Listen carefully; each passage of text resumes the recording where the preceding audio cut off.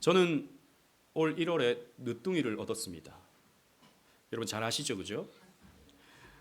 작년 5월쯤에 아내가 아침에 갑자기 소리를 지르더라고요. 으아! 그래요. 그래서 왜 그러냐 봤더니 그 임신 테스트기를 한번 해봤는데 2줄이 나왔다라는 것이죠. 참 목사로서 부끄럽지만요. 그때 기쁘기보다는 걱정이 앞섰습니다. 부담이 탁 찾아오더라고요. 아니 이제 애들 다 키워가지고 이제 좀 편해졌는데 또 이제 목회에 전념해야 될 텐데 사실 이 40대 후반 50대가 목회의 가장 전성기이거든요. 이제 막 달려가야 되는데 또 아이에게 들어가야 할 비용이 생기고 아이에게 들어가야 할 시간이 또 사용되어지고 또 소모되는 에너지를 생각하면 사실 마냥 기쁨보다는 부담이 크게 느껴졌습니다. 제가 여러분들에게 말씀을 드렸죠.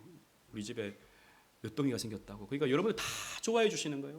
목사님 축복입니다. 목사님 너무 잘 됐어요. 이러는데 본인이 일이 아니니까 축하해 줄 수 있죠. 당사자는 이게 부담인 겁니다. 그런데 이 성도님들이 이렇게 축하해 주시고 격려해 주시니까 이 마음이 조금씩 달라지더라고요. 이 걱정이요 조금씩 소망으로 바뀌어갔습니다. 하나님이 왜 이렇게 갑자기 우리는 끝났다 다 이루었다라고 생각했는데 왜 갑자기 아이를 우리 가정에 주셨을까 생각해 보면서 하나님이 이런 뜻이 있겠구나. 이런 목적이 있으시겠구나. 하나님은 이 땅에 거룩한 자손을 태어나기를 원하시는데 우리 가정이 잘 키울 수 있다는 하나님의 뜻이 있어서 우리 가정에 이렇게 갑자기 보내주셨구나 라는 것을 생각하면서 이 부담이요 정말입니다 감사로 바뀌었어요. 그리고 아기가 태어나고 이제 100일쯤이 지났습니다. 오늘 여러분 떡 받으셨죠, 그죠? 그 떡은 우리 장로님이 우리 유하의 100일을 기뻐하면서 여러분들과 함께 나누는 겁니다. 여러분 어떻습니까? 제가 불행해 보입니까? 제가 아기가 생겨서 더 힘들어 보입니까? 예, 그건 맞아요. 저 여기 입이 부르텄습니다. 제가 일주일에 그래도 2-3번은 제가 밤에 불침번을 서거든요. 피곤해요. 그리고 우리 유건이는요. 옛날에 우리 가족 이렇게 모여가지고 월요일 밤이 되면 영화도 보고 그랬는데 이제 그걸 못해서 너무 아쉽다는 거예요. 그래서 제가 물어봤어요. 그래서 아기가 다시 도로 들어갔으면 좋겠어? 물어보니까 그건 아니래요. 아기가 너무 좋대요. 저도 그렇습니다. 아기가요 빵긋빵긋 웃잖아요. 우리 유하는요 애교가 있습니다. 이게 애기 자랑하면 안 되는데 이거 손주 자랑하듯이 이렇게 하면 안 되는데 빵긋빵긋 웃잖아요. 너무 행복해요. 정말 눈치가 있는 것 같아요. 제가 사랑받으려고 이렇게 합니다. 그러면 우리 가족 전체가 너무 행복한 거예요. 제 아내도 너무 기뻐하고 우리 유은이, 유건이, 할아버지, 할머니 다 이 기쁨 속에서 하루하루를 살아가고 있습니다. 단 좀 피곤하긴 합니다. 교회적으로도 여러분 분위기가 얼마나 좋습니까? 우리 유하 있고요, 하엘이 있고요. 막 서로 집사님들이 서로 권사님들이 애기 안으려고 막 이렇게 하잖아요. 애기가 또 울고 애기가 웃고 애기가 뭐 이렇게 있으니까 여러분 교회 분위기가 더 좋아지는 것이죠. 그렇습니다. 자녀는요, 애기는요, 가정의 기쁨이요, 교회의 기쁨입니다. 아멘을 아무도 안 하시는데. 오늘 본문에서 여러분 뭐라고 말하고 있죠? 3절에 보라 자식들은 여호와의 기업이요 태 열매는 그의 상급이로다 라고 했습니다. 그런데 오늘날 세상은 정반대로 말하죠. 보라 자식들은 부모의 부담이요 태 열매는 부모의 짐이로다. 오늘 이렇게 생각하고 있는 것 아닙니까? 통계청에 따르면 대한민국의 출산율은 2023년 기준 0.71명, 세계에서 가장 낮습니다. 대한민국은 가장 급속도로 고령화되고 있고 가장 급속도로 출생률이 낮아지고 있는 나라이죠. 젊은이들은 이렇게 말합니다. 책임지지도 못할 아이를 왜 제가 낳아야 돼요? 주택 문제, 일자리 문제, 생활 문제 등등 따지면 아이를 낳는 것은 어리석은 것이 아닙니까? 라고 이렇게 말하는 사람들이 많다는 거죠. 또 인터넷에서는요, 헬조선에서 아이를 낳아 기르는 것은 아이에게 죄를 짓는 겁니다 라고 아이를 낳지 말아야 될 것을 당위적으로 말하고 있는 시대이죠. 문제는 오늘날 많은 그리스도인들조차도 이런 세상의 가르침에 조금은 세뇌되고 있다라는 거예요. 그러나 성경은 그렇게 말하고 있지 않습니다. 여러분, 우리는 오늘 본문 말씀을 통해서 우리의 생각을 성경으로 따를 것인지 아니면 세상의 가르침에 따를 것인지 우리는 결정해야 됩니다. 성경은요, 오늘 본문을 통해서 우리의 자녀가 어떤 존재인지를 가르쳐주고 있어요. 오늘 우리가 함께 나눌 이 시편 127편 말씀 서론에 보면 솔로몬의 시, 곧 성전에 올라가는 노래라고 되어 있습니다. 여러분, 구약의 이스라엘 백성들은 1년에 3번 절기 때가 되면 온 가족이 함께 성전으로 나가게 됩니다. 짧게는 며칠, 길게는 저 갈릴리 지역에 있으면 2주가 걸려서 이렇게 예루살렘으로 와서 하나님 앞에 절기를 지키는 것이죠. 그러면 대규모 이동이 이루어지기 때문에 막 우리 고속도로 밀리는 것처럼 전체 이스라엘 백성들이 한꺼번에 움직이기 때문에 부모님은 자녀의 손을 잡고 올라갑니다. 이때 부르는 찬송이 이 시편 120편 쭉 이어지는 성전에 올라가는 노래입니다. 아이들의 손을 잡고 이 노래를 함께 부르는 것이죠. 그 가운데 한 곡이 바로 시편 127편입니다. 이걸 부르면서 자녀를 생각하는 거예요. 자녀의 눈을 맞추고 아빠도 아이도 엄마도 함께 이 노래를 부르면서 우리 가정을 하나님께서 어떻게 돌보시는가, 우리 자녀들은 하나님이 주신 어떤 존재인가를 생각하는 것이죠. 그래서 우리 다음 주에 어린이 주일을 맞이하면서 이 시편 127편을 오늘 우리가 함께 상고해 봄으로 함께 은혜를 나눠보고자 합니다. 첫째로 성도의 자녀는 하나님께서 책임지신다라는 것입니다.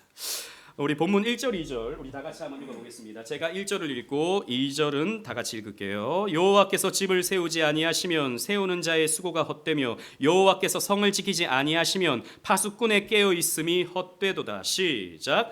너희가 일찍이 일어나고 늦게 누우며 수고의 떡을 먹음이 헛되도다. 그러므로 여호와께서 그의 사랑하시는 자에게는 잠을 주시는도다. 아멘. 여러분, 성경을 읽을 때 가장 중요한 것은 반복되는 단어가 무엇인지를 보는 거예요. 여러분, 이 1절 2절에서 반복되는 한 단어가 있습니다. 3번 반복되는 한 단어.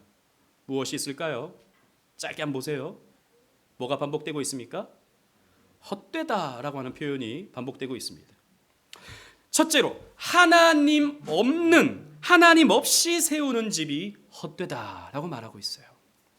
여기서 말하는 집은 가정을 말합니다. 성경에서 이 집이라는 말은 가정, 주거지, 왕조 혹은 성전으로 해석되기도 하지만 오늘 본문에서는 분명 가정을 말하고 있습니다. 조금 더 구체적으로 말하면 자녀라고도 볼 수 있어요. 즉, 사람이 아무리 노력해도 하나님께서 그 가정과 그 자녀를 세우지 아니하시면 그 가정은 무너지고 만다라는 것입니다. 여러분, 가정의 주인은 하나님이십니다. 우리 가정의 행복이 누구에게 달려 있는가? 우리 가정의 행복이 아빠에게 달려 있는가? 엄마에게 달려 있는가? 자녀에게 달려 있는가? 그렇지 않다는 것입니다. 하나님께 달려 있다라는 것입니다. 그래서 하나님은요, 남자와 여자를 하나 되게 하시어 가정을 이루게 하시고 때가 되어서 자녀를 허락해 주시죠.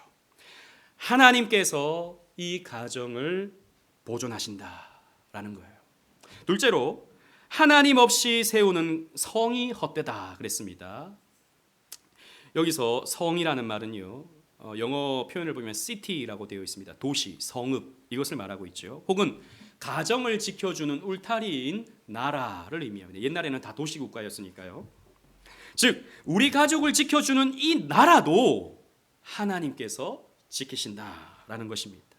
아무리 파수꾼이 경성해서 성을 지키려 해도 하나님이 지키지 아니하면 이 나라가 무너진다라는 것이죠. 여러분, 나라가 무너지면 안 되는 까닭은 우리 가정이 무너지기 때문입니다. 여러분, 나라를 잃어버리면 우리 가정이 해체가 되는 거예요. 우리가 역사적으로 그런 일들을 얼마나 많이 봅니까? 하나님께 나라의 성읍의 운명이 달려있다라는 것입니다. 그리고 세 번째로 무엇이 헛되는가? 하나님 없이 세우는 모든 가정의 경제적 수단이 헛되다 그랬습니다. 너희가 일찍 일어나서 일하고 늦게까지 누우면서 열심히 일해서 땀 흘려 수고하여도 하나님이 허락하시지 아니하면 떡을 얻지 못한다라는 것입니다. 여러분, 그렇잖아요. 물론 우리는 일한 대로 떡을 얻습니다. 일한 만큼 돈을 법니다. 그러나 여러분, 항상 그렇습니까? 그렇지 않아요. 지금 제가 기도 시간에도 잠깐 언급했지만 저 관세 전쟁 때문에 미국 주가가 폭락하고 대한민국 주가가 폭락했습니다. 한꺼번에 지금 어떻게 보면 재산의 3분의 1이 사라져 버렸어요. 내가 뭘 한 것도 아닌데. 저기 뭐 남미의 베네수엘라라든지 이런 나라 인플레이션이 쫙 올라가면 내가 가지고 있는 재산, 내가 모아놓은 재산이 한순간에 휴지 조각이 됩니다. 내가 노력한 만큼, 내가 수고한 만큼 내가 먹을 수 있습니까? 그렇지 않아요. 그렇지 않습니다. 누구에게 달려있는 겁니까? 하나님에게 달려있다라는 것입니다. 그런데 문제는 우리가 오늘날 어줍잖은 생각과 어줍잖은 계산을 통해서 우리가 아이를 갖지 않고 먼저 돈을 벌고 뭐 때가 되면 아이가 생기든지 안 생기든지 그건 나중의 일이고, 우리가 먼저 돈을 벌어서 돈을 모아놓고 뭔가 그렇게 살아가면 우리의 삶이 좀 더 행복해지겠지라고 생각하는 사람들이 점점 많아지고 있는 것이죠. 여러분, 딩크족이라고 아십니까? 딩크족? 저는 히딩크는 알았어도 이 딩크는 잘 몰랐는데, 이 딩크라는 말이 어디서 왔느냐? 더블 인컴, 노 키즈. 그러니까 둘이서 벌고 애 안 갖고 둘이서 벌어서 풍족하게 우리가 살자라는 것입니다. 애한테 들어가는 비용, 애한테 들어가는 시간, 애한테 들어가는 에너지를 우리 다 제외하고 우리 얼마든지 취미 생활하고 얼마든지 여행 다니면서 우리 둘이서 행복하게 살자라는 것이죠. 이게 웰빙의 삶이죠. 이게 오늘날 말하는 나이스의 삶입니다. 애 때문에 뭘 그렇게 힘들게 매달려서 사냐 이거죠. 제가 이 설교를 준비하면서 인터넷 검색을 해보는데 어느 맘카페에 올려져 있는 글이 뜨더라고요. 게시글이 뜨더라고요. 그래서 여러분들에게 한번 소개해보고자 합니다. 그냥 맘카페에 올려져 있는 글이에요. 안녕하세요. 결혼 5년 차 딩크 부부입니다. 아이 계획이 처음부터 없었던 것은 아니었는데 회사 승진, 직장 생활에 욕심을 내다 보니 어느덧 30대 후반의 나이가 되었고 남편과 의도를 해본 결과 남편이 아이를 갖지 말자고 하네요. 둘이서 충분히 행복할 수 있대요. 저도 아이를 막 원하는 건 아니고 지금 취미생활, 직장생활에 만족하며 살고 있지만 마음 한켠에 노후가 되면 제 인생에 회의감이 들 것 같다는 생각이 자꾸 들어요. 부부 둘 중 한 명이 먼저 세상을 떠난다면 그 한 명은 혼자 어쩌지? 마지막 남은 한 명의 장례는 누가 치러주지? 자녀가 있어야 명절에 의미가 있지 무슨 낙이 있을까? 늙어서 요양원에 가면 누가 날 보러 와줄까? 이런 얘기를 남편에게 하면 저보고 이기적이라고 하는데 딩크 부부 노년에 괜찮을까요? 이렇게 글을 올려놨어요. 댓글이 막 수백 개가 달렸습니다. 수백 개. 아니다. 둘만 사는 게 훨씬 낫다. 애 키워보니까 너무 힘들더라. 댓글 쫙 있고. 아니다. 그래도 키워보니까 너무 좋더라. 그래도 나름 살아가는 동력이 되더라. 글이 쭉 있고. 엄청 뜨거운 이슈가 되는 글이었습니다. 그런데 여러분 잘 보세요. 우리는 이 사람의 고민을 충분히 이해할 수 있습니다. 그리고 이 사람의 지금 상황을 충분히 또 이해할 수 있습니다. 그런데 여러분, 이 사람의 고민을 보십시오.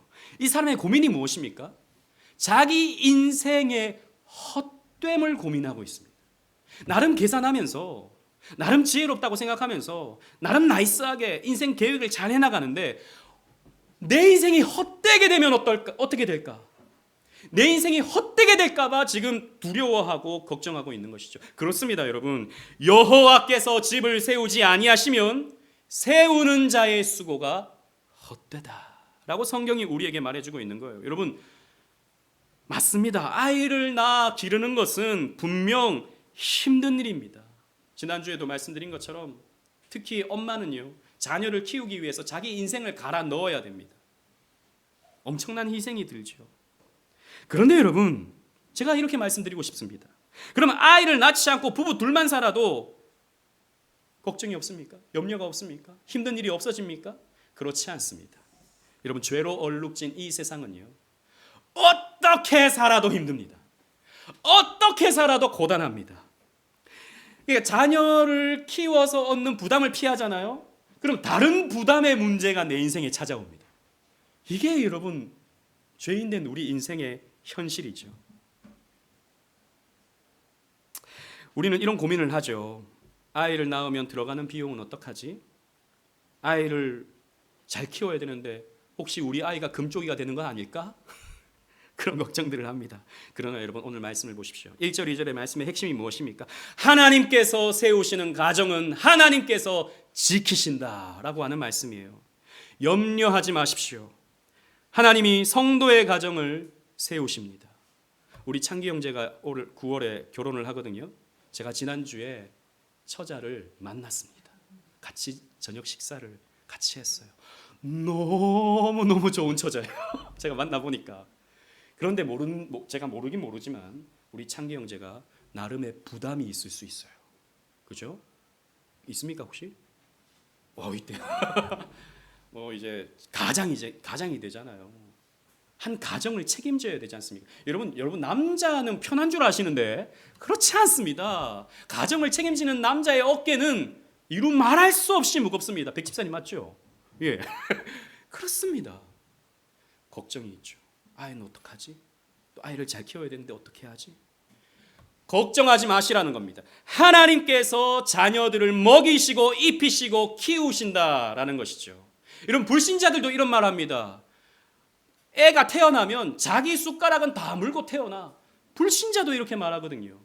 여러분, 낳고 보면 다 알아서 큽니다. 어떻게 보면 물론 알아서 큰다는 말이 해석이 여러 가지가 있을 수 있지만 불신자의 자녀들도 그런 일반 은총 속에서 자랄 수 있다면 하나님의 특별한 사랑을 받은 선택받은 특별 은총을 받는 하나님의 자녀는 오죽하겠습니까? 제가 오늘 우리 아이들한테 다 물어봤어요. 오늘 아침 안 먹고 온 사람 손 들어봐요. 예아가 딱 손 들더라고요. 우리 할인이가 손 들더라고요. 그래서 집에 쌀이 없었니? 아니래요. 먹기 싫어서 안 먹었대요. 다. 그렇습니다. 우리는 다 먹고 삽니다. 나름 잘 먹고 삽니다.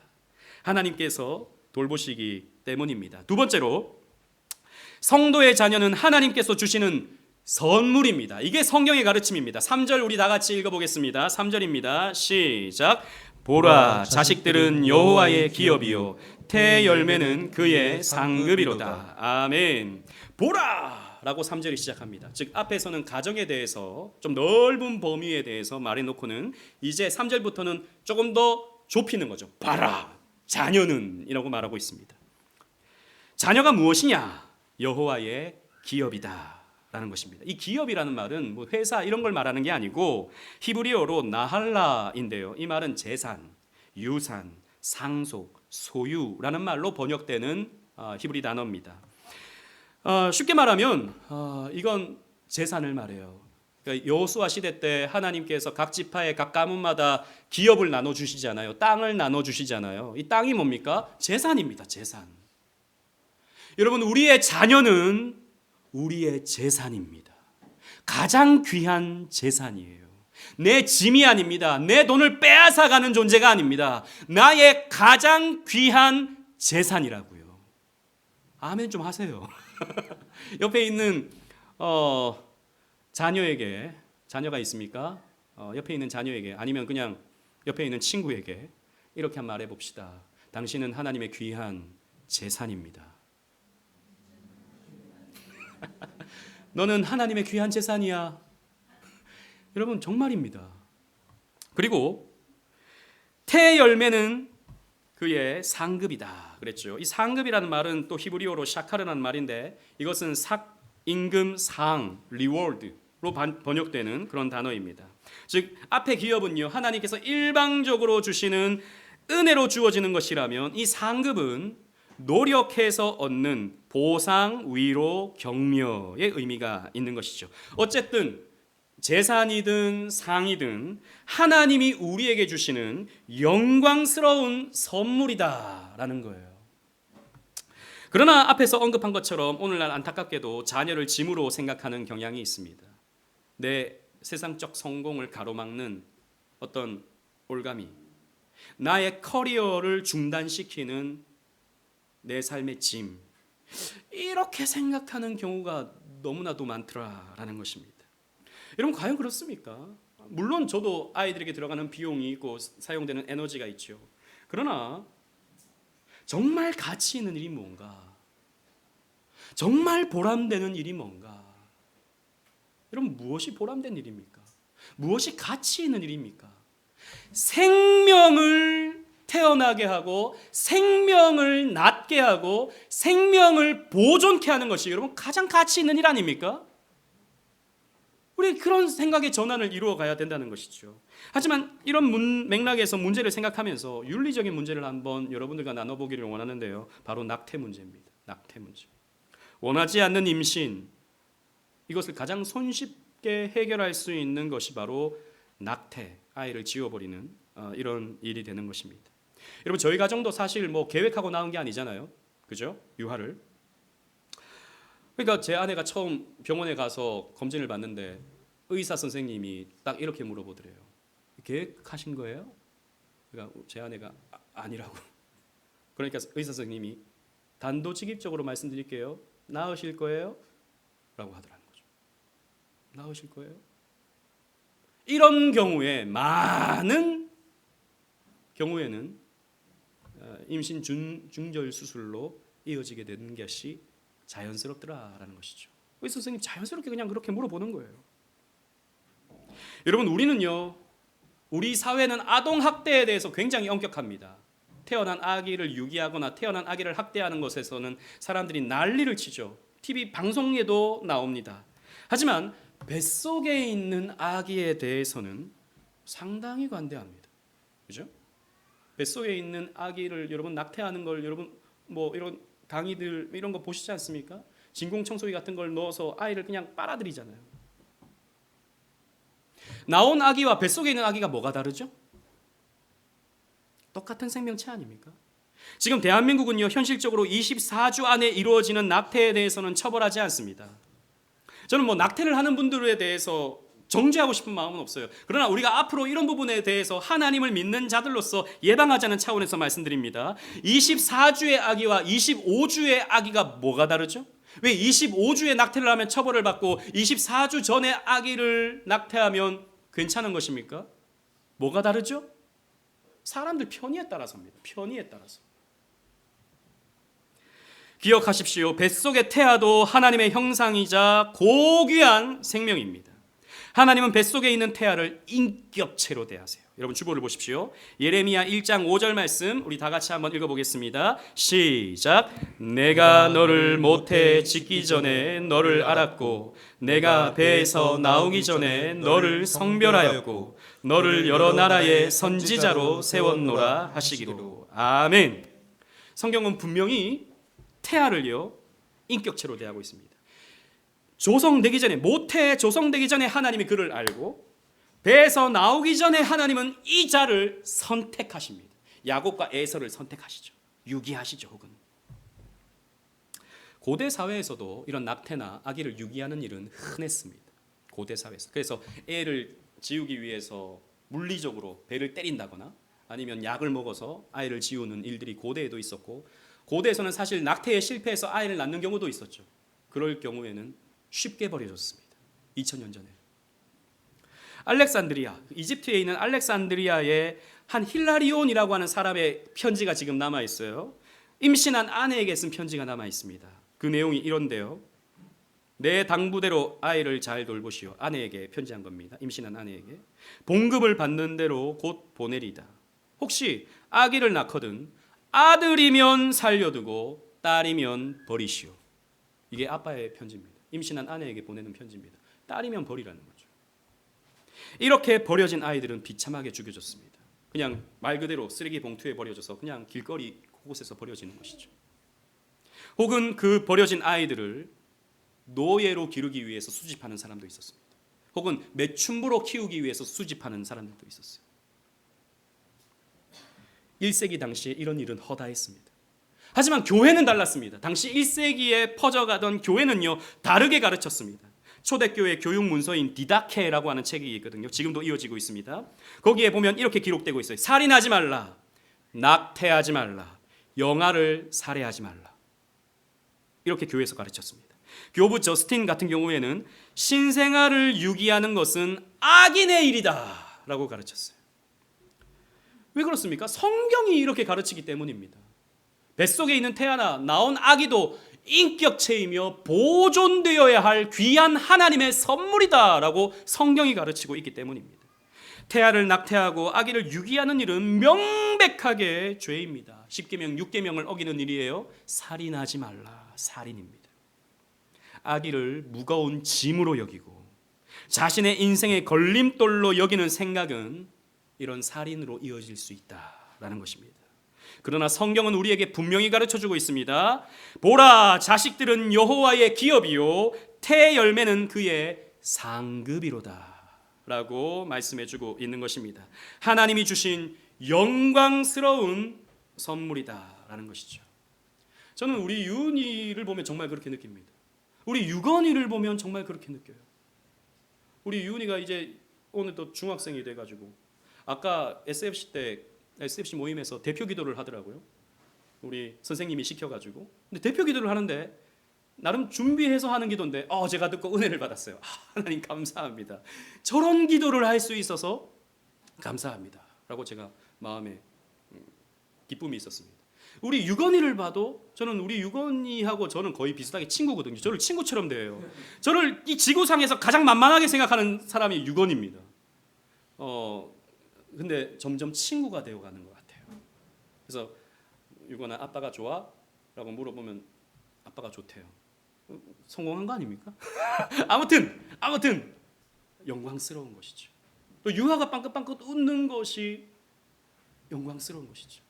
여러분 자녀는요 영광입니다. 절대 여러분 자녀를 한낱 내 삶을 조금 더 풍요롭게 만들어주거나 내 삶을 조금 어렵게 만드는 그런 경제적인 가치로 자녀를 평가하거나 자녀를 대해서는 안 된다라는 것입니다. 돈 몇 푼으로 가늠할 수 있는 존재가 아닌 것입니다. 아이가 쓸모 있는가 쓸모 없는가 도구로 생각하지 마시라는 겁니다. 그건 불신자들의 생각입니다. 마지막으로 성도의 자녀는 인생 승리의 무기입니다. 인생 승리의 무기. 4절 5절을 함께 읽어볼 텐데요. 제가 4절을 읽고 5절 다 같이 읽겠습니다. 젊은 자의 자식은 장사의 수중에 화살 같으니 시작.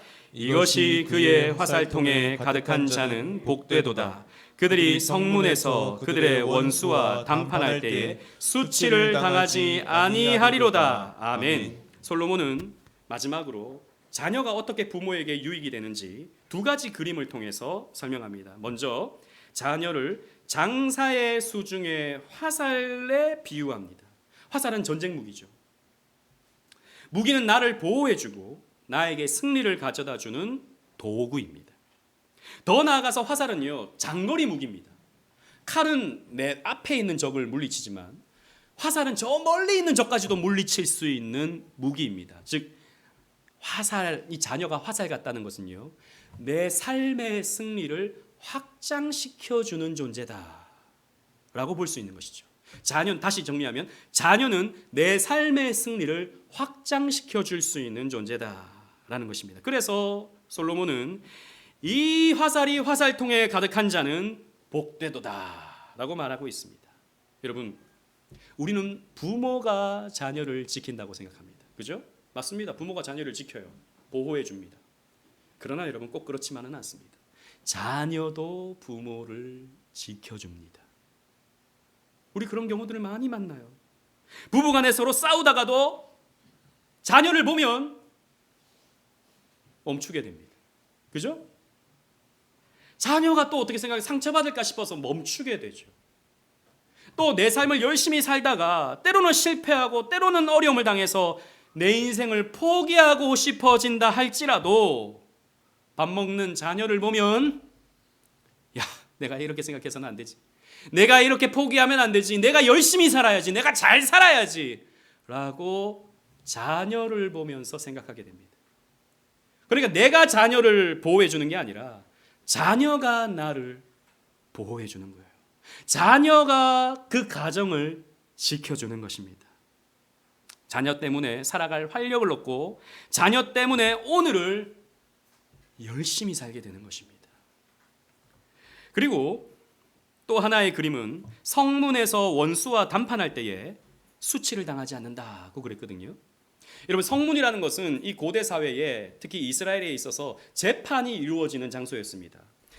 룻기, 신명기, 잠언, 룻기 4장, 신명기 21장, 잠언 31장에 보면 그렇게 성문 앞에서 재판하는 그림들이 나옵니다. 당시의 재판은 뭐 CCTV가 있는 것도 아니고 뭐 과학 수사가 있는 것도 아니고 주로 증언을 통해서 이루어지죠. 그런데 자녀가 있는 자는 원수와 담판할 때에 수치를 당하지 않는다라는 말이 무슨 말입니까? 제가 곰곰이 생각해 보니까 이런 의미가 있는 것 같아요. 자녀가 내 편이 되어주는 거예요. 내 편이. 그래서 재판을 하는데 당시 증인들이 너무 중요하니까, 당신은 증인들을 통해서 재판이 이루어지니까 내 자녀가 증인이 되어서 우리 아버지는 그렇게 할 사람이 아닙니다 라고 말해주는 거예요. 우리 아버지는 법 없이도 사는 사람입니다 라고 말해주는 거예요. 저 집 아저씨가 문제입니다. 저 집 아저씨가. 자녀들이 부모의 편을 들어주면서 성문 앞에서 수치를 당하지 않는 게 아닐까라고 그런 생각이 들더라고요. 우리는요, 자녀를 통해서 유익을 얻습니다. 성경이 그렇게 가르쳐주고 있어요. 자녀를 통해서 얻는 유익이 있다라는 것입니다. 이것을 성경은 긍정하고 있죠. 그래서 여러분, 자녀에게 도움받는 것을 민망히 여기지 마십시오. 자녀에게 도움받는 것은. 저희 어머니는 자꾸 저한테 그런 말이에요. 아이고, 엄마는 생각하지 말고 니만 잘 살면 된다. 니만 잘 살면 된다. 그러세요. 그래서 뭐 이렇게 드리면 아이고 말라꼬주노 니만 잘 살면 된다. 니만 잘 살면 된다. 그렇게 하세요. 부모님 마음 다 그렇죠. 근데 여러분, 믿음의 부모님은 자녀에게 받을 줄도 알아야 됩니다. 왜요? 성경이 부모를 공경하라고 말하고 있거든요. 이 부모를 공경하라는 말은 단순히 순종하라라는 의미만 있는 게 아니라 부모를 봉양해야 된다라고 하는 그런 의미도 거기에 담겨져 있는 것이죠. 젊을 때는 내가 아이의 생활을 책임져 줍니다. 나이 들면, 은퇴하면 어떻게 됩니까? 요즘에는 뭐 자기가 알아서 준비를 해야 돼 라고 말하고, 혹은 정부가 책임을 져줘야 돼 라고 말합니다. 물론 열심히 지금부터 준비를 한 노후를 준비하는 게 필요하죠. 또 나라가 어느 정도 책임을 져줘야죠. 하지만 여러분, 또 동시에 자녀가 부모의 부양을 책임지는 것이 성경의 가르침입니다. 그래서 제가 아까 우리 아이들한테 이렇게 말했어요. 부모님에게 지금부터 도움이 돼야 돼요 라고 하니까 우리 하람이가요, 자기는 부모님을 돕고 있다는 거예요. 어떻게 돕고 있어? 라고 물어보니까 내가 빨래를 개해주고 있어요 그러더라고요. 정말입니까? 아, 정말요? 박수. 예배 시간에 좀 그렇지만 박수 한번 합시다. 우리 하람이 정말이었어? 너무너무 대단한데? 너무너무 훌륭한데? 유건이 회개하세요. 엄마 그때 저기 산후조리원 갔을 때는 빨래를 개더니 지금은 안 개요. 그리고 우리 자녀들에게 권면드리고 싶습니다.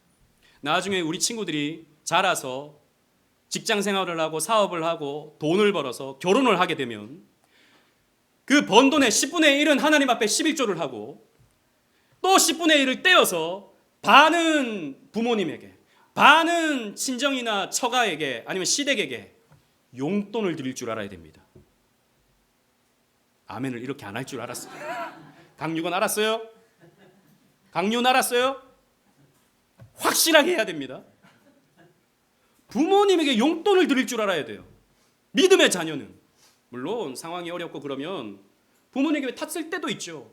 그러나 내가 넉넉하고 내가 쓸 돈이 있을 때는 10분의 1은 하나님께, 10분의 1은 부모님께 드릴 줄 알아야 됩니다. 목사님 그러면 80% 가지고 어떻게 살죠? 다 삽니다. 다 살아요. 남들만큼 다 누리고 살라 그러니까 못하지. 삽니다. 여러분, 믿음의 자녀는 그렇게 부모님을 섬길 줄 알아야 됩니다. 주하나, 그렇게 하기로 약속했지? 아까 약속 다 했어요. 우리 아이들한테 제가 다 받아냈어요. 특히 강유건 잘해야 돼요. 네. 부모님에게도 권면드리고 싶습니다.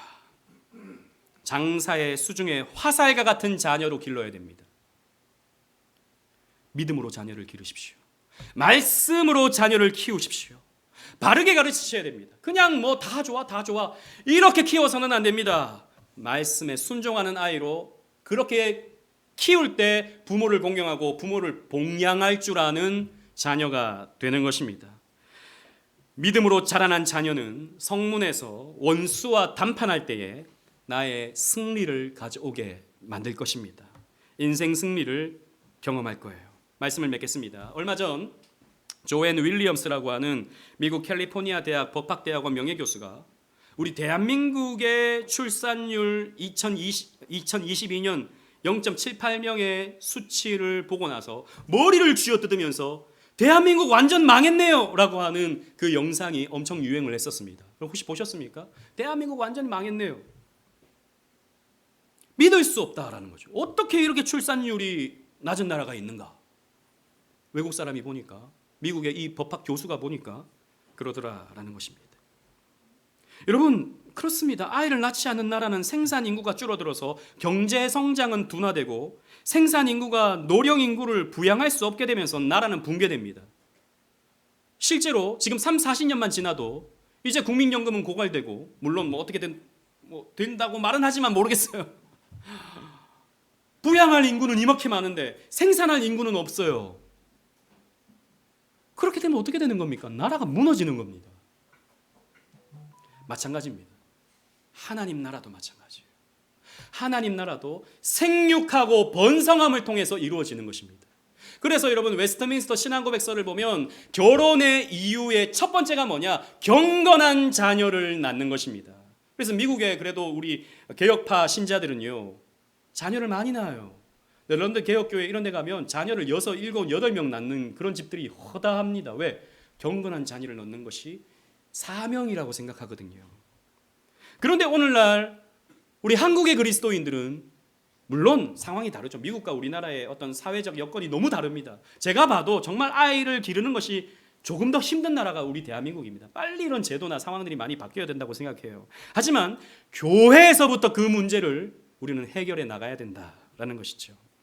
우리 사회는 하나님의 창조 질서인 생육하고 번성하는 사회로 복귀해야 됩니다. 하나님은 하와의 몸에서 날 여인의 후손을 통해서 인류 구원을 약속하셨어요. 자손을 통해서 인류 구원이 이루어진다라고 하는 메시지가 구약의 이야기입니다. 또 뿐만 아니라 아브라함의 씨, 다윗의 후손이라고 하는 자녀 출산을 통해서 하나님의 구속사가 성취될 것이라고 말씀하셨습니다. 하나님은 이 언약을 그리스도를 통해 성취하셨지만 그리스도 안에서 성도들 또한 자녀를 낳음으로써 교회 확장을 이루고 하나님 나라를 이루어가게 될 것입니다. 따라서 자녀를 낳는 것은 하나님의 뜻을 이루는 영광스러운 일입니다. 우리 교회는 올해 출산의 기쁨을 많이 누립니다. 우리 가정에서 목사님부터가 모범이 됐어요.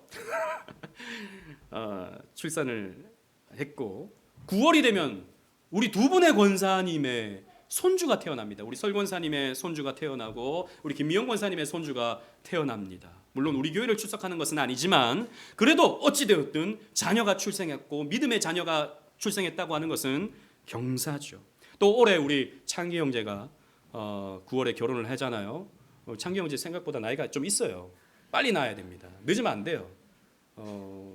나중에 뭐 좀 더 돈 모으고 그러지 마시고 빨리 자녀를 낳아야 되고, 또 우리 세희한테는 제가 약속을 받아놨습니다. 세희가 내년에 결혼을 하게 될 것 같은데 이 세희 자매가 결혼을 하면 세희가 또 아기를 좋아하니까 근데 세희를 뺏기면 안 돼요. 지금 우리 기도 들어가야 됩니다. 남자친구가 워낙 경건해가지고 자기 교회 중심으로 제가 지금 영적인 지금 전투를 하고 있어요. 아무튼 우리 교회에서 태어나게 만들어야 됩니다. 그래서 이걸 우리는 기쁨으로 여길 줄 알아야 됩니다. 그리고 이것을 사명감으로 계속 이어가야 돼요. 연초에 우리 권사님들과 또 우리 장로님, 집사님 다 모여서 우리 교회 한 해를 이렇게 쭉 계획하는데 몇 분이 그런 말씀을 하셨습니다. 우리 교회에서도 출산 장려금을 이렇게 함께 나눴으면 좋겠다라고 이렇게 말씀하셨어요. 너무너무 좋은 생각이다라고 생각이 들었습니다. 이제 앞으로 우리 교회에서 태어나는 아기에 있어서는 우리 교회가 출산 장려금을 주는 것이죠. 근데 그 1호 수혜자가 저희 가정이 되면 좀 민망하니까 저희 가정 다음부터 이제 누가 될지, 우리 창기 형제가 될지, 세희가 될지, 현정이가 될지 모르겠지만 출산하는 가정에는 우리 교회에서 출산 장려금을 드리겠습니다. 그리고 둘째면 더 많이, 셋째면 더 많이. 우리 강 집사님 한번 도전해 보시겠습니다. 이건 농담입니다. 저는 교회가 이런 운동을 하는 것이 너무나도 필요한 일이라고 생각합니다. 하나님이 주신 자녀를 이렇게 귀하게 여기고 앞으로 얻을 자녀들을 믿음 안에서 소망하는 것이 우리에게 필요합니다. 이 일을 이루어가는 저와 여러분들 되시기를 주님 이름으로 축원합니다. 아멘.